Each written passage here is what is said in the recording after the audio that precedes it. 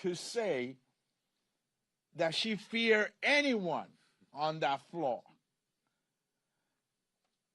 And she spoke eloquently, decisively. She waited for weeks to say that message, that important message, as she was sworn in and just before she signed that petition. So we have her with us today. Bienvenida, Adelita Grijalva. Muchas gracias.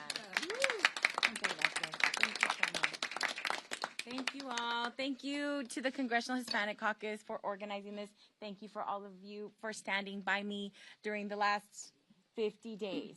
50 days is a very long time. And, you know, standing through the last few weeks, through this obstruction in my swearing in, and as Latinas, Arizona's first Latina Chicana member of Congress. Today is a historic day for Southern Arizona, for women, for Chicanos and Chicanas everywhere. We shattered the glass ceiling together. And I'm grateful to my community and to the leaders who paved the way. But this historic moment comes with a sober reality. My swearing in was delayed by 50 days, the longest in modern history. And let's understand very clearly that if I were a Republican, I would not have waited this long. If I were a man, I would not have waited this long.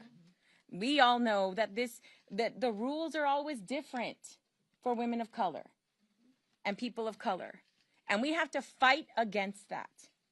There is no way that this can ever happen again to anyone at all. We're going to push forward bipartisan legislation to ensure it, because we cannot allow this to happen to anybody again.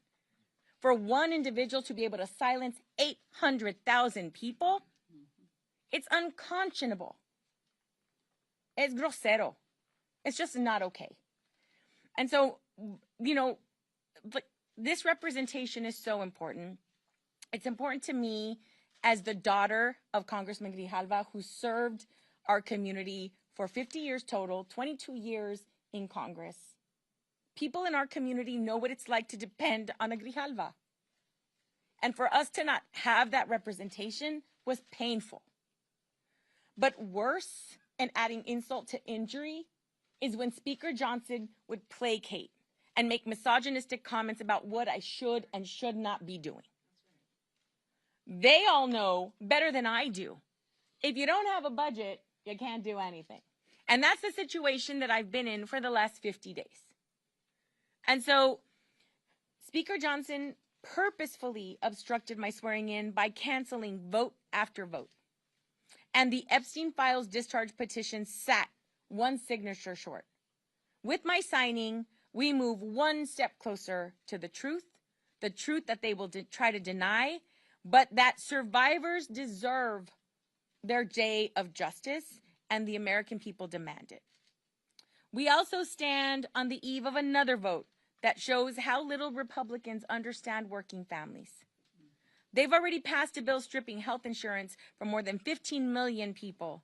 Now they're pushing one that will send premiums skyrocketing for 22 million more. These attacks fall hardest on vulnerable communities, especially Latino children, who rely on Medicaid and CHIP because their parents work jobs without employer-provided coverage. But the Congressional Hispanic Caucus understands what's at stake, and we will stand together to defend families, protect our democracy, and demand accountability from those who abuse power. And finally, my overwhelming election in Arizona sends a clear message. This nation, built by immigrants, strengthened by diversity, will choose hope over hate and leadership over chaos every time. That's right. We are here to build, not tear down, our shared future. Muchas gracias. Thank you so much.